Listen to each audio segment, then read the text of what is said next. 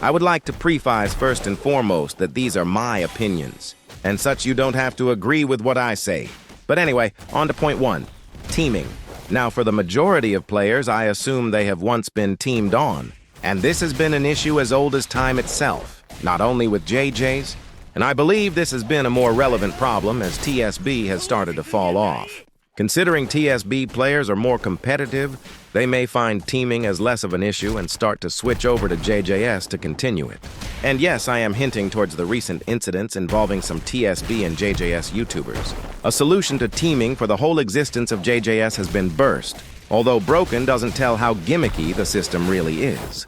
Now, this is rather out of date, but TZE did add a small burst substitute, which for some would just kill them randomly like Locust's ult poison does. But let's not get sidetracked and continue talking about the remaining mechanic, burst. It is meant to be given after being hit by 2 or more people in a short time frame, yet making that functional is rather difficult, it seems. Burst can be abused by people in fights by hitting others outside the fight to gain burst off the opponent, which is most definitely unfair, and a personal experience I went through. I was being teamed on in a server a few weeks back. I even made a video, which is my most popular, surprisingly. Some fellows seemed to be mad at me for no reason at all, and as they were team comboing me like a damn rag doll, they were somehow getting burst for teaming on me. And no, I'm not just complaining to complain here. I think there is a solution.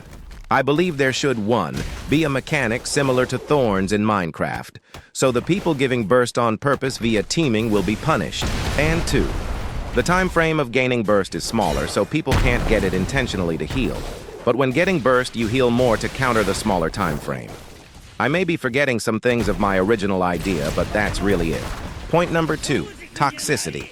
Teaming, along with toxicity, have been an unneeded staple of Battlegrounds games. Seriously, name one that has no toxicity. As a stickler of treat others how they treat you, I believe toxicity should be used only when they are toxic to you for no reason. Example, W and S-ing dead opponents in a fair fight, but petty get back isn't all I propose. As I think, too, that stricter moderation be given to these negativity-filled games, along with harsher ban times for multiple-time abusers. I know in the past there's been many false bans of popular YouTubers in the JJS space, and I find that dumb how a moderation team be so believing of people who report them for jealousy-filled reasons. That may have been short, so on to topic number 3, balancing. This is the most opinionated section, so apologies in advance. Balancing is something many people think JJS struggles with, including me. Let's use Charles and Gojo for examples. Why the hell does Charles have a no cooldown counter? Yes, I kinda understand it's lore accurate. But if we're saying it's because it's lore accurate, why can't Sukuna's domain destroy the whole map? Yet I'll continue to my next example, Gojo. Gojo was the first character, so I partially understand why he is slightly unbalanced. But come on, Z. Is 5 variants necessary? His 4-3-2-1 combo does relatively 70 damage. Yay. I know, right. And this is off topic, but yeah, Naoya is balanced. People just can't manage to block blockable moves. And I'll admit every character has one tiny factor or more with unfair advantages. But the amount of Gojos that can fight while typing a whole essay because of how easy the combos are is insane. So anyway, on to point 4, characters. Now I suppose I technically just went over this, but I'm talking more about what's not in the game. As anyone living above a rock in the JJS community knows about early access characters. And to be completely honest, adding Kashimo and Toji would ruin the game in months. And I personally believe that adding random characters is the best thing TZE can do. Not only could he wait out seasons 4 and 5 to come out with it, but it gives him a chance to be lore accurate with the manga-specific characters. We saw what happened with Higuruma. For example, they recently added Mei Mei, yeah, the certified lover boy herself, and what the team of devs cooked was amazing. So in conclusion, JJ's players stop complaining about getting good updates, and TZE add Miwa pretty please. My last and final point, a more recent issue. Point 5, ranked. As you can see here, the background is literally me in ranked. God, that match was hell. With the update last week, ranked has been effectively screwed over by the new maps. Call me a hypocrite for complaining about updates, but these maps are just doing too damn much. Let's talk about the one I was just in. The sewers or whatever. I'm too tired to check. Let's talk about something you can abuse on there. Number 1. Just blocking in the corner will make you basically unhittable to some characters.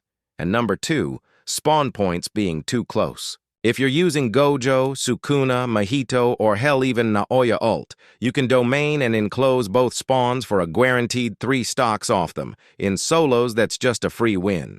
I see TZE's vision, honestly I do. Making ranked more enjoyable with fun-looking maps.